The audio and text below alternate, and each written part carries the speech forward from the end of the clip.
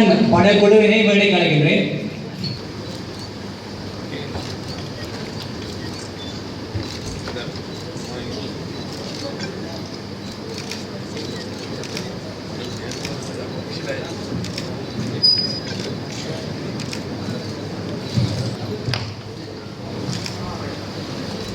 பாரதி இயக்குனர் சீக்கிரம் திரு பாரதிராஜா அவர்கள் வெளியிட்டு வைத்துள்ளார். முதல் பிரதினை யாழ் மண்ணில் சார்ட்டர்ட் அக்கவுண்டன்ட் கல்வியில் முதன்மை நிறுவனமாக அக்கம் பிசினஸ் நிறுவன இயக்குனர் மிஸ்டர் திரு ராஜ் மணிவண்ணன் அவர்கள் முதல் பிரதியை பெற்றுக்கொள்ள அவரை அன்போடு அழைக்கின்றேன்.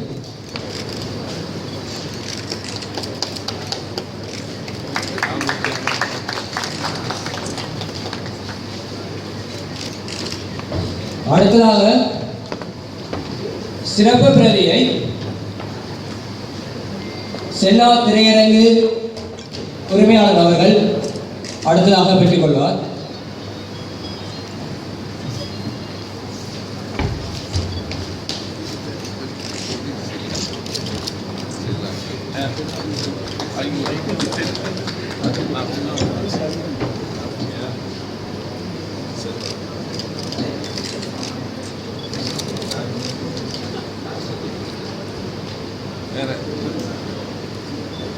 அடுத்ததாக வர்த்தக சங்க தலைவர் அவர்கள் இப்போ பாரதிராஜா அவர்களுடைய கரைகளினால் சிறப்பு பிரதியை பெற்றுக் கொள்கின்றார். அடுத்ததாக திரு சிவாஜிலிங்கம் ஐயா அவர்கள் பெற்றுக் கொள்கின்றார்.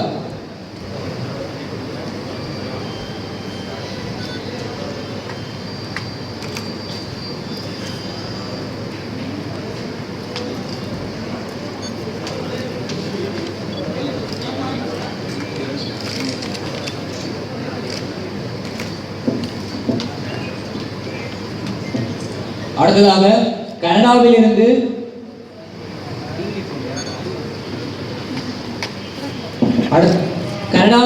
லண்டனில் இருந்து வருகை தந்திருக்கும் திரு நாகேந்திரம் ஐயா அவர்கள் அடுத்ததாக வருகிறார்.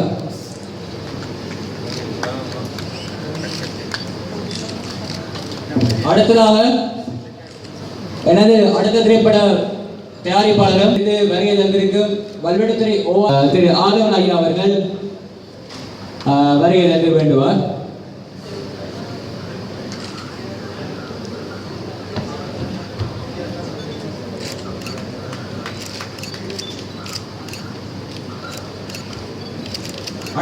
அடுத்ததாக வடமாகாண சபை உறுப்பினர் சுகீர்தன் ஐயா அவர்கள் வேண்டுகின்றார்.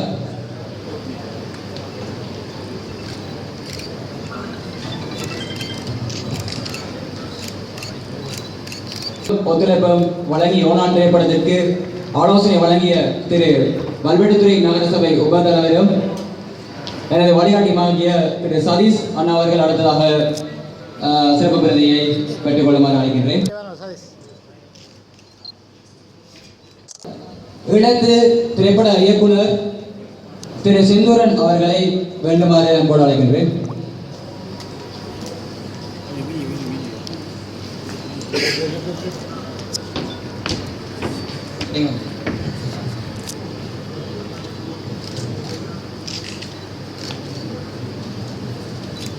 அடுத்ததாக திரு கே பன்னீர்செல்வம் பிரதேச சபை உறுப்பினர் அவர்கள் வேண்டுகின்றார்.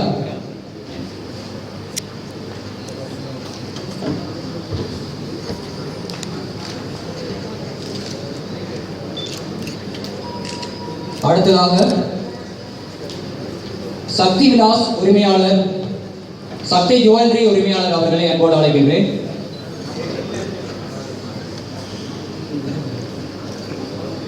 அடுத்ததாக யாழ்ப்பாண உரிமையாளர் அவர்களை அன்போடு அழைக்கின்றேன்.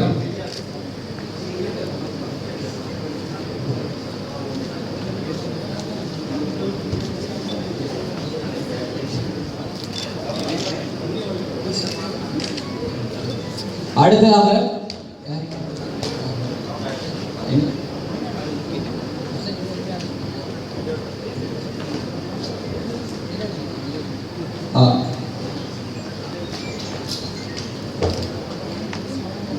வாணிடெக்ஸ் மணிவண்ணன் ஐயா அவர்களை அன்போடு அழைக்கின்றேன்.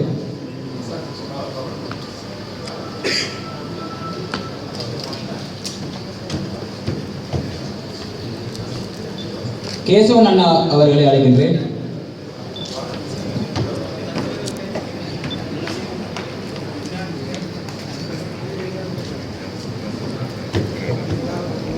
அக்னி இசைக்குழு புகழ் திரு சிவகுமார் அவர்களை அடுத்ததாக வழங்குமாறு வேண்டுமாறு அன்போடு அழைக்கின்றேன்.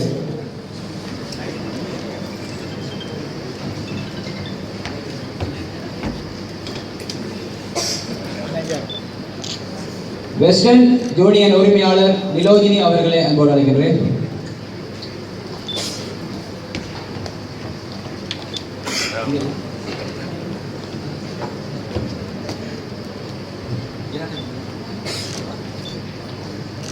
வடமாகாண சபை உறுப்பினரும் இவ்வளவு நேரமாக பொறுமையாக காத்திருந்த திருமதி அனந்தி சசிதரன் அவர்களை அன்போடு அழைக்கின்றேன். அடுத்ததாக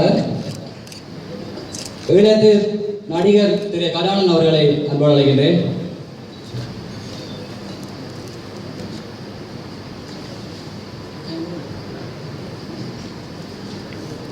அடுத்ததாக பிரபல முன்னணி யாழ் கதாநாயகன் திரு கிராட் அவர்களை அன்போடு அழைக்கின்றேன்.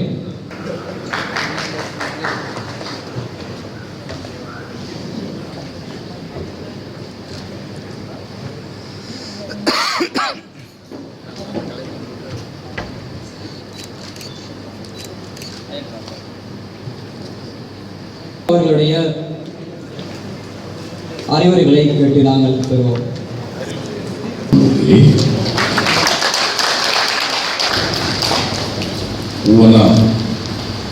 தலைப்பும் இந்த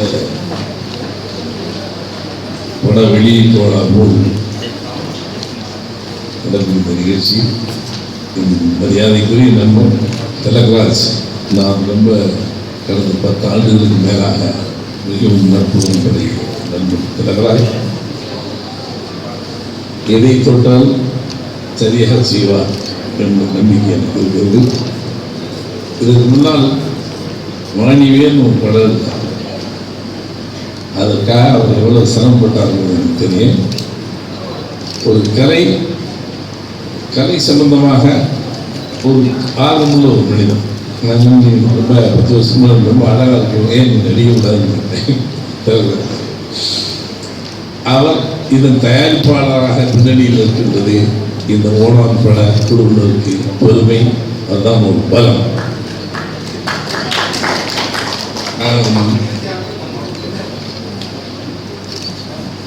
பொதுவாக சமீப காலமாக திரைப்படம் எடுப்பது ஒரு பூச்சாண்டி மாதிரி பயன்படுத்தி பெரிய கஷ்டமாக இந்த காலங்கள்லாம் போய் now we are living in a digital world. அதுலேயே சினிமா என்பது இப்போது வரக்கூடிய இளைஞர்களில் மிக சாதாரணமாக செயல்படும். அந்த முறையில் பார்க்கும்பொழுது இந்த படம் போனால் நிச்சயமாக இன்றைய இளைஞர்களின் தாக்கத்திற்கு சரியாக அமைகின்ற ஒரு படமாக இருக்கும் என்ற நம்பிக்கை இருக்கு. என்னையா நீ படமே பார்க்கலாம், கொண்ட படத்தை ஒன்றை நுகர்ந்து சொல்லலாம், அறிந்து சொல்லலாம், ஒன்றை பார்க்கும்போது சில விஷயங்கள் அனுமானித்து விடலாம். அதை முழுவதுமாக பார்க்கின்ற விஷயம் அனுமானித்து விடலாம். என் அனுமானத்தில் திலகராஜ் நிச்சயமாக ஒரு சாதாரண படத்தை அவர் எடுத்துக்க முடியாது என்ற நம்பிக்கை இருக்கிறது. அதிலே இதனுடைய ஐங்கரனையே உண்மையிலே இருந்தாலும் பார்த்து வச்சுக்கேன். ரொம்ப சுறுசுறுப்பான ஒரு இளைஞன், ஏதோ சாமி வேஸ்ட் கட்டியிருக்காரு. பட் அந்த சீடிக்கு இதனுடைய டிவிடியுடைய 2 பகுதியும் இதை பார்த்தாலே போதும் இந்த படத்தில் எத்தனை அழகம்சங்களும் இது ஒரு காதல் சம்பந்தப்பட்ட கதையாக நிச்சயமாக இருக்கும். அதனுடைய அழகம்சம் தெரியும். ஏன்னா பார்க்கறது பசங்க சாதாரணமாக படத்தை ரொம்ப அழகாக எல்லாரும். அதுலேயும் ஒரு சின்ன பெருமை என்னன்னா, இதில் நடித்த உங்களுடைய நான் கொஞ்சம் லேட்டாக அடிக்கட்டா கதாநாயகி மித்ரா ஒரு காலத்தில் ஒரு ரெசின்னு ஒரு ஃப்ரெண்டு அவன் படம் எடுக்கிறதுக்காண்டி நான் படம் எடுத்துட்டு தேடி சொல்லிட்டு வந்தார். வந்துட்டு ஃபர்ஸ்ட் ஷாட் நீங்கள் எழுதுறது சார் இல்லையா இல்லை சிறுவன் படம் எடுக்க வரீங்களே இங்கே வந்து உடனே கட்டுப்படி ஆகுமாங்க. அதெல்லாம் கட்டுப்படி ஆகாமல் ஒரு குழுவோடு வந்திருந்தா அந்த அறிமுகமான பொண்ணு தான் அந்த மிதுனா. இந்த படத்தினுடைய நாயகி. அந்த பொண்ணுக்கு முதல் ஷாட்டில் நீங்கள் தான் சொல்லிக் கொடுக்க சொல்லி நான் சொல்லிக் கொடுத்து ஃபர்ஸ்ட் ஷாட் வாசனை சொல்லிக் கொடுத்து கிளாப் அடித்து நடிச்சிருப்பேன். இங்கே வந்த பின்னாடி தான் தெரிஞ்சுக்கணும். அதனால் இதில் அந்த கதாநாயகி சிந்தாவா பார்க்கறதுக்கு ரொம்ப நல்லா இருக்காரு. இயக்கம் சரியாக இருக்கும் என்கின்ற நம்பிக்கை இருக்கிறது. நிச்சயம் இன்னைக்கு மத்தியானத்தில் நான் பார்த்தீங்கன்னா பல அலுவலின் காரணமாக பல்வேறு விதமான நிகழ்ச்சிகள் கலந்து கொண்ட காரணத்தினால் நான் இது கூட தாமதமாக தான் இருந்தேன். இப்போ நான் மறுபடியும் ஒரு நிகழ்ச்சிக்கு தாமதமாக தான் நான் போகணும். அதனால் இதை எப்படி இன்றைக்கி நான் பார்க்குறேன். அனைவரும் இந்த இளைஞருடைய இந்த படத்தை பார்க்கும்போது நிச்சயமாக ஒரு சிறந்த ஒரு காதல் கதையை சரியாக சொல்லியிருப்பார்கள் என்று என்னால் அனுமானிக்க முடிகிறது. அதற்கு என்னுடைய வாழ்த்துக்கள். ரெண்டாவது,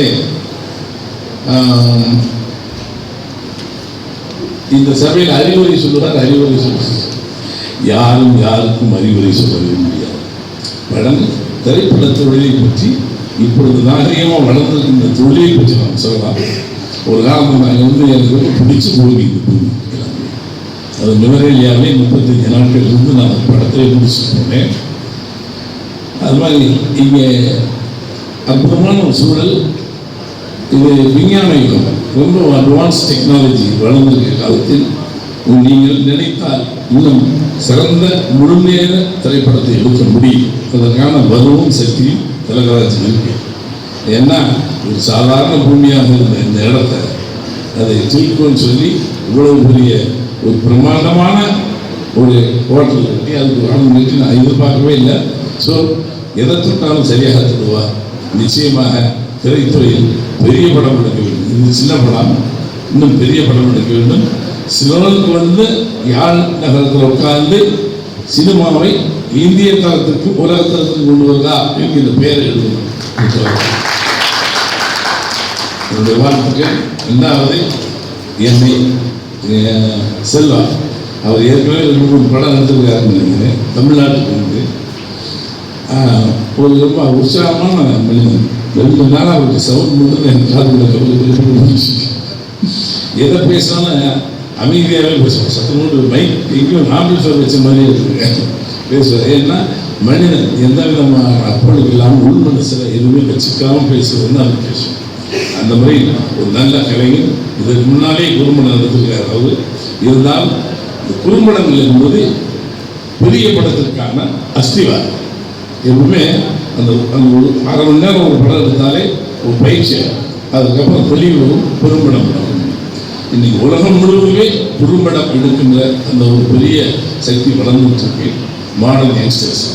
அதனால உங்களுக்கு கிடைச்ச விஞ்ஞான வசதிகள் உங்கள் காலத்திலலாம் கிடையாது. Now you got everything.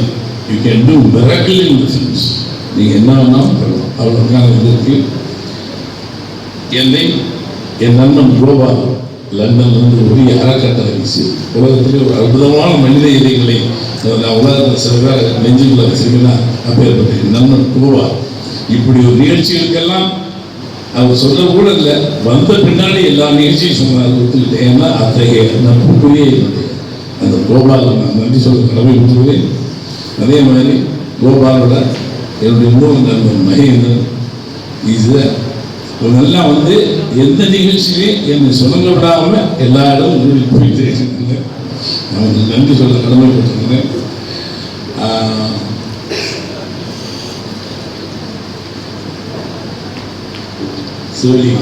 மன்னிக்கணும். அவங்க பொலிட்டிக்கலாக நான் எதையும் அவங்களோட எந்த கலைஞனாக தான் பேச முடியும். இன்னைக்கு காலையில் 2 சம்பவங்கள் நடந்திருக்கு. அந்த 2 சம்பவங்களும் எவ்வளவு பெரிய பிரச்சனையை கொண்டு வரும்னு எனக்கு தெரியும். ஏன்னா நாட் அ பொலிட்டிஷியன். நான் இல்லை, அவருக்கே தெரியும். நான் வந்து ஒரு அரசியல்வாதி அல்ல, நல்ல கலைஞன். எல்லாரையும் சந்திப்பேன், கருத்துக்களை வாங்கிட்டு போய் என் சொந்த கருத்து எதுவோ அதில் நான் தீர்மானம் நிற்பேன். அதனால் யாராவது இதுக்கு குறுகிய வட்டத்திலிருந்து களம் கற்பித்து கூடாது என்பது தெளிவாக இருக்கு. மற்றபடி இங்கே வந்திருக்கும் அனைவருக்கும் தமிழின் பாலும் இனத்தின் மீதும் இலக்கியத்தின் மீதும் பற்றுக்கொண்டு கலையின் மூலமாக உங்களுடைய வெளிப்பாடுகளை கொண்டு வருவது உங்கள் அனைவருக்கும் என்னுடைய வாழ்த்துக்களை சொல்கிறேன். யாழ் பெயர்லேயே யாழ் அழகிய பூமி. எனக்கு அந்த யாழ் சுற்றி பார்க்கும்போது கேட்க இதை வச்சு ஒரு படம் எடுக்கக்கூடாதுன்னு சுற்றி நம்ம ஒரு பசுமை கடல் இந்த படம் பார்த்தேன். ஒரு யாழ் பூமிங்கிறது ஒரு பாரம்பரியம் மிக்க வரலாற்று சிறப்பு மிக்க பூமி. ஒரு படம் எடுக்கணும் எனக்கு வன்னி யாழ் கிளிநொச்சி இது சம்பந்தப்பட்ட இங்கே இருந்த மக்களுடைய வரலாற்றை ஒரு பதிவு கொண்டுவதற்கு முயற்சிப்பேன். கண்டிப்பாக அது ஒரு கமர்ஷியலாக பண்ணுறோமோ இல்லையோ ஒரு பதிவாக இதை வந்து நீங்கள் பண்ணுற மாதிரி புதுப்படமாக இல்லைன்னால் அது ஒரு மணி நேரம் 2 மணி நேரத்தில் சொல்ல முடியாது. இருந்தாலும் சொல்வதற்கு முயற்சி செய்து இந்த வரலாற்றை ஒரு பதிவாக இந்த ஈழமண்ணுடைய ஒரு வரலாற்றை பதிவு பண்ணணும்னு ஒரு ஆசை இருக்கு. அதுக்காக சின்ன பிரிப்பது கமர்ஷியலாக வைக்க முடியாது. இருந்தாலும் ஒரு ஆவணமாக இருக்க வேண்டும் என்பதில் தெளிவாக இருக்கிறேன். அந்த நேரத்தில் உங்களை எல்லாம் வந்து சந்திப்பேன், பேசுவேன். அதுக்கப்புறம் அப்படி படம் எடுப்பேன் என்று கூறி விடைபெறுகிறேன். நன்றி. போயிடக்கூடாதுங்கிறதுக்காக நான் பேசுகிறேன். அவர் வந்து ஒரு தமிழனாக என் நெஞ்சில் இருக்கிற ஒரு மனிதன். அவ்வளோதான். அதுக்கு மேலே நான் பேசணும்.